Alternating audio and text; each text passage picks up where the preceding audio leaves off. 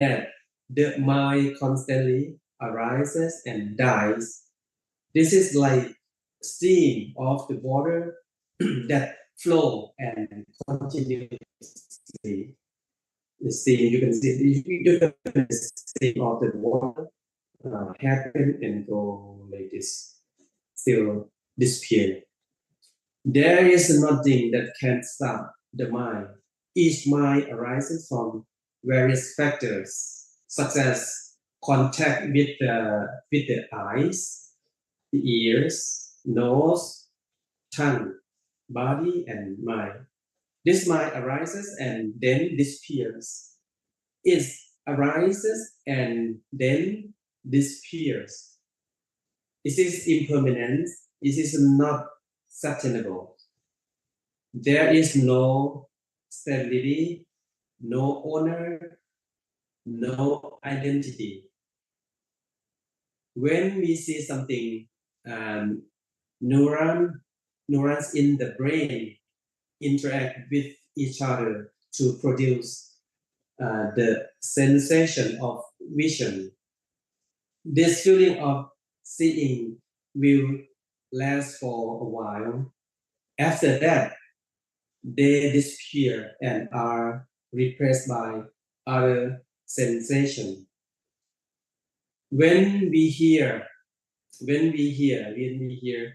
so for one technique I learned from the Buddha teaching, when about the word, when you listen to something, mean you focus on the sound. When you say hearing mean you not pay attention to the sound. You not focus on that sound. You just hearing. When you say the word listening mean you focus on that. So when we hear a particular sound, the neurons in the brain then send the signal to each other to produce the sensation of hearing. Hear something, and then the sound sent to the brain and produce something by hearing. This feeling of hearing will only happen for a moment. Then they fade away and are replaced by other sensations as well. When we think about something, neurons in the brain send signal to each other from the thought. This thought will only occur for a moment, then it goes off and is replaced by other thought. It's interesting when we study Buddhist, when we learn about Buddhist philosophy, made me feel good because we learn something like something makes sense to learn, something logic, something makes sense to learn that. When we feel something, neuron in the brain send signal to each other to create other emotions, which only lasts for a short while. After that, it will turn off and be replaced by another emotions. According to Buddhist philosophy, the body is medium. That help the mind experience the material world. And I mean, for material world and the mind and the body, saying the body like the center of let the mind and the material world can action. So something like that. The body is like the organ that's connect to spiritual life with the material world. Is receive and send various information to the brain, which processes that information and creates various thought, feelings, and behavior. cling to the body. I mean, attached to the body, like attached to the body, our body, like some people they attach to their body, or some people they attach to other people's bodies. My emotion, things, reputation, or honor can cause suffering. That's the cause of suffering and uneasiness. This uneasiness is something that happens to everyone, whether rich or poor. Understanding the three characteristics of existence, namely impermanence, and let's so in Pali say anicca, dukkha, and anatta. When we learn that, this can help us avoid attachment to things. Our own bodies are things that comes and go, change with time. There is no permanent existence, and our body is just a collection of the cell that change all the time. Like you correct the money, correct the stamp, something like the same thing. Our body collect the cell. Understanding this principle can bring greater happiness in the world of living. In Buddhism, in Buddha, in Buddha teaching, Buddha taught that our life are impermanent, full of suffering. I mean, the life is full of suffering, and there is no real self. All the thing that we bring to our just assumption that change with time.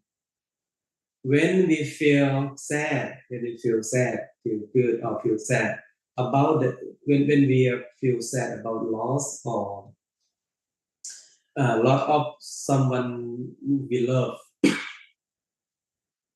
we should consider person as just collection of cells. When you lost someone you love, think about the person is just collection of the cell. That's the cell that change all the time. When those cells die, the cell of that body die, those people also die. It's die too. Uh, Holding on to someone who has died is therefore nonsensical. Even though the loss of loved one who, I mean, when you lost someone you love, is painful and difficult experience to accept. It's hard to accept that. Understanding the principle of anatta, anicca, dukkha, anatta, can help us let go of attachment and accept change. Accepting death or loss is difficult. I understand it. I know that it's hard. It's difficult.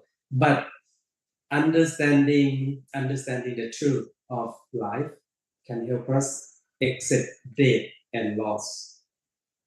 Understanding this truth will help us see that death and loss are just natural part of life, just a natural part of life.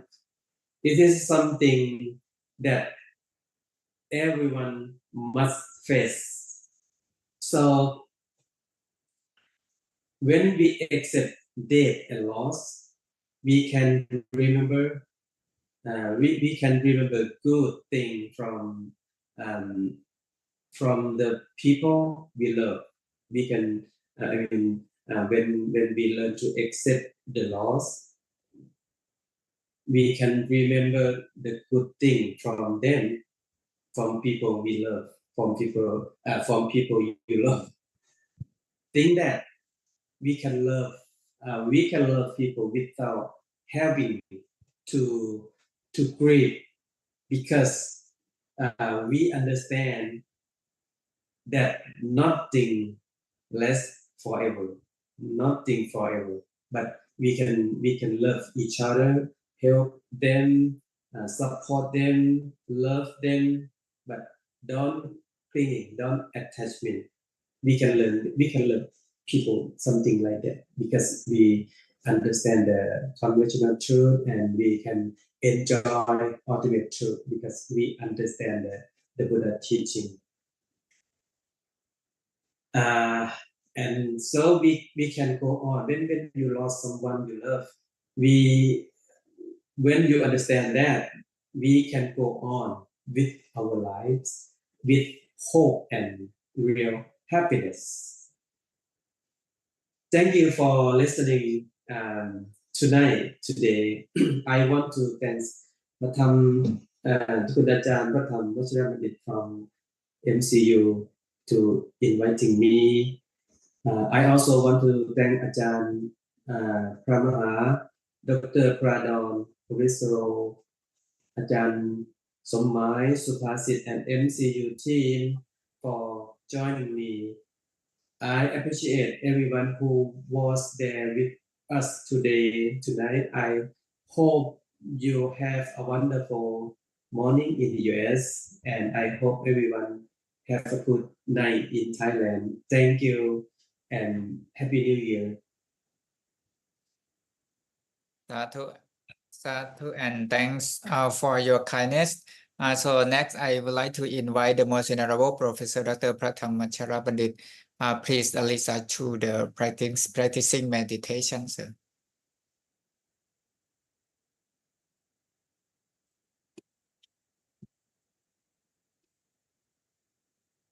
Thank you very much for your Dharma talk on the topics which is interesting, especially the how to live our lives in the present the present day, which is the sophisticated society. We have to admit the two levels of our lives, as you have said. The first level is the conditional truth, Samuti Satya. The second level is the ultimate truth or Paramata Satya. In our daily routine, we have to accept our lives, ourselves, our relatives, our parents, our sons, our boys, relatives, our teachers surrounding us as they have existed as that real in conventional truth, but in the levels of ultimate truth,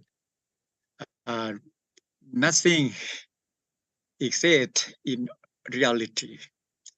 Everything just the streams of the Dharma or the streams of the nature come together, arise, standings, and they started in circle like this, or in Pali language, we can say that Upata Titi Panka, like this. Thank you very much for your talk.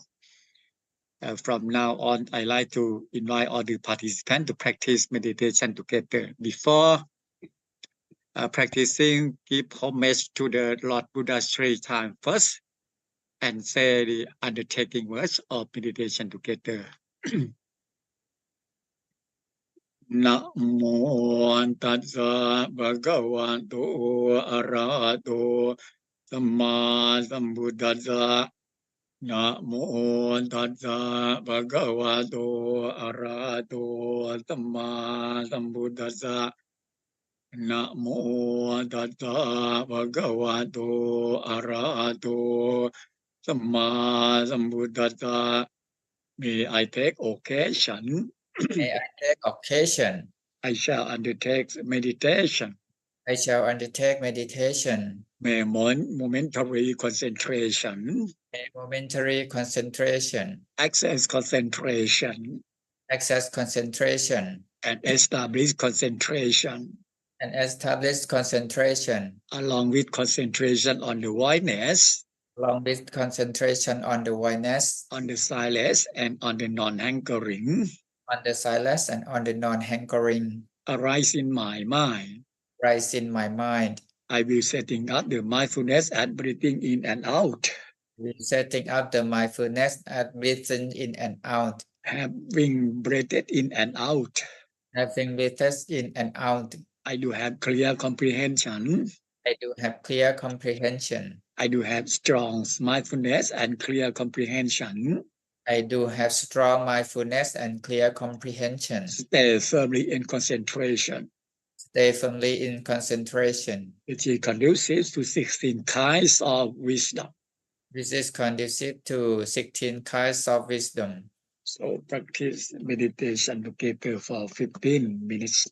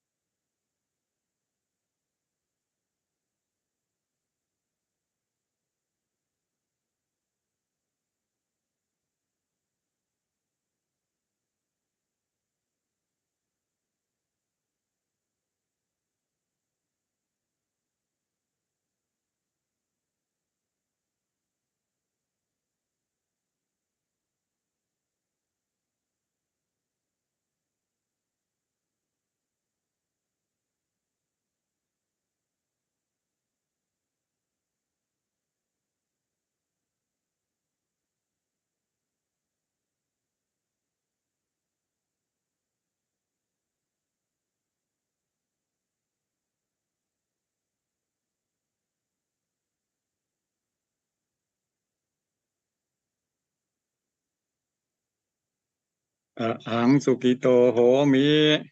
Ahang Sukito Homi. May I be happy. May I be happy. Ahang Nituko Homi. Ahang Nitoko Homi. May I be without suffering. May I be without suffering. Ahang Avero Homi.